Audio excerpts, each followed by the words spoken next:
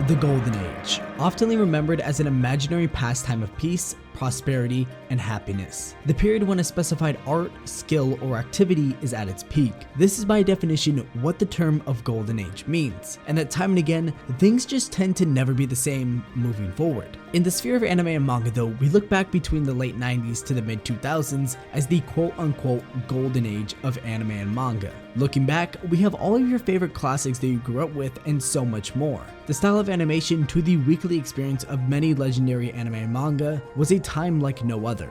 But what if I were to tell you that as you're watching this video right now, you are currently moving forward into what will be known as the next and/or dubbed as the Golden Age of anime and manga, overruling what we so much greatly loved and enjoyed growing up. Now, you might be wondering though, however, why is this even the case? Is it due to the recent seasons of anime accumulating a total of a large amount of anime making up for the pandemic? Or is it because a lot of the mangaka that were recently on hiatus for their series decided it'd be a great time to hold something like an Avengers meeting and decide to all come back relatively at the same time? Well, quite simply, the answer is both, and just so much more to add on actually. As of recently, the world of anime and manga has been receiving so many announcements for new and old series to make either their return and/or debut. It's been happening so frequently this year, it's almost impossible to not see this as a sign that potentially this could be our rise before the sun. So essentially, I'm going to go over the titles and series that are going to be making a mark on this world and are coming back to claim their belt as if they had never left. I will say though, if you are new to the channel, make sure to subscribe, like, and comment, and turn on the bell notifications to keep up to date with all things anime and manga here on the channel, just because you're not going to want to miss out on this one.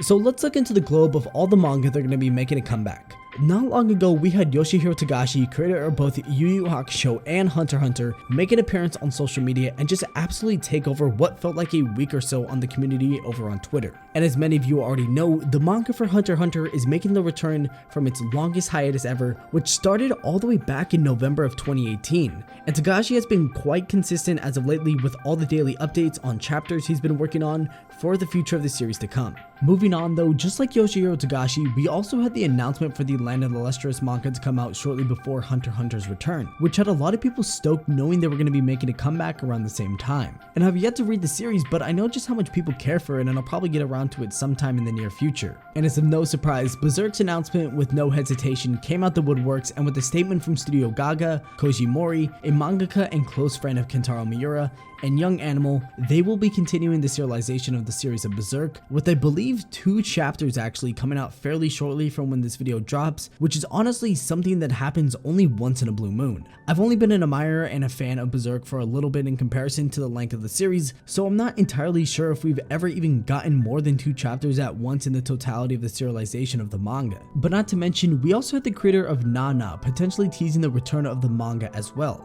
Again, it's another series I haven't read yet, but its hiatus marks just a little over 13 years. So to see this title come back would be a remarkable thing for the community, especially around the time we're living in right now. On the topic of hiatus though, as many of you may already know, One Piece will be going on a 1-month hiatus after chapter 1054 to set up what is being debated as either the final saga and/or arc of the series. If you ask me though, my guess would be that it is the final saga because the difference is key, and I made a video about this a while back, but looking at how things have been setting up for the post game of Wano, it just makes sense to have the Yonko saga told to its end and set up for the final saga of the series, leading to what I think will be Elbaf, Lodestar Island, and then finally the final war/Laugh Tale arc of the series to end off the greatest manga of all time.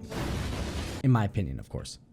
And to close the manga section of things off, I think it would be ridiculous not to mention the second part of Chainsaw Man. Sure, there have been a ton of shonen manga taking either a make or break route, but Chainsaw Man over the past few years has been absolutely dominating the manga industry, and it's only going to continue to rise as the second part of the manga hits later on this year. And to no surprise, Chainsaw Man's anime is also to unfold later on this year if I'm not mistaken. It's either that or sometime earlier 2023, I'm not too sure, which honestly is going to be an insane year for Chainsaw Man if we think about it. I mean, not only is there a huge anticipation for the manga, but the anime has also been right there with it in terms of one of the most highly anticipated series of the year. And of course, it's going to come to no shock to me once we finally hit the time for both of them to be coming out and the series to be the most talked about thing across all platforms. For a second though, let's surely go over some of the titles that were rather recently announced to begin in a reboot and some we've known for quite a while. For starters, the no-brainer obvious one is of course Bleach's 1000 Year Blood War arc, which is as well known to be coming back from the grave after 10 years of no publication and people wondering when it would ever come back. But just after no longer than a few years ago, we finally received an announcement and a trailer for what is Bleach's longest and in my opinion the best arc in the series to finally be getting an anime adaptation. But just like Bleach, there are actually a few other OG series to be either rumored to be getting a reboot or have been officially confirmed to be coming back. It wasn't long ago since we got our hands on the Shaman King reboot, but now we're looking at somewhat of another familiar face in the Shonen Jump magazine titles, and that is Keitako's Hitman Reborn, a title that was familiarized back during the era of the Big Three. Now, it's almost been 12 years since its final episode though, and rumor has it, and I'm actually leaning closer to it not even being a rumor anymore according to credible sources on Twitter, but rumor does have it that it shall be getting a rebooted anime adaptation, which is kind of crazy considering all things within the Shonen Jump medium. And also the same thing goes for a little known series known as Trigun, with Trigun being an anime that would kind of had like a bumpy road due to its postponement with the manga. It was discontinued after a while, but now that the years have gone by, they finally decided to give the series a reboot in hopes to complete the series in its entirety from start to finish. And a similar situation has to deal with Slam Dunk's anime. Although being a sports series, it wasn't as popular at the time, and unfortunately the anime was just discontinued. But as time always tells, Slam Dunk is now one of the most popular manga in the world and in the sports genre, and it will be getting a movie to finish off its final arc. I believe in the series it is to conclude the franchise of Slam Dunk just with a bang. As for reboots though, I think those have been the most anticipated and have been heavily applied to this topic, but as for some newer series and announcements, let's just go over a few. For one, Oshinoko, from the creator of Kaguya-sama Love is War, Aka Akasaka, and artist Mengo Yokuyari, an idol manga finally hitting the big stage with its recently announced anime adaptation with only a key visual intact, but still an announcement for a wonderful manga that of course consumers of the demographic are sure to enjoy, with myself included. On top of that though, we also have Solo Leveling, which quite frankly might be one of the most unique styles we get to see to be put on the big screen, with it being taken by the hands of A1 Pictures, so it probably will look familiar due to Sword Art Online's huge success, but we'll probably receive more info on that at Anime Expo, which will be held later on in July this year. Following that though, we have needless to say our seasonal animes, and I won't go over too many, but I guess I'll briefly mention the most anticipated ones without being second thought though. The first one would have to be Vinland Saga Season 2, which actually just received a trailer after so long of having virtually nothing but a key visual, probably due to the studio's shift from WIT to MAPPA, but we also can't forget about both Mob Psycho Season 3 and Demon Slayer Season 3, both anime that are incredibly good at giving off flashy performances in the best ways possible. We also have the final season of Attack on Titan, Jujutsu Kaisen Season 2, and the Black Clover movie.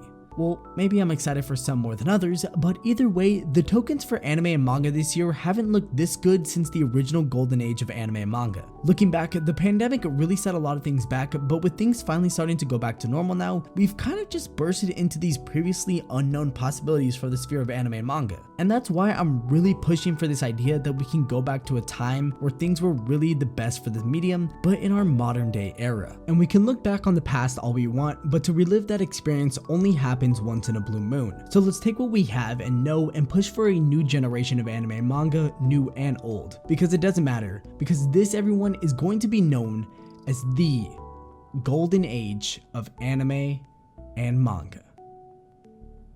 But as per usual, everyone, to close things out, this has been Augie. Make sure you do all the normal YouTube stuff, like, comment, and subscribe for more. I talk about your favorite series when I want to, and check out my Twitter and Instagram at AnimeAugie, because you know, that's what we do at the end of videos.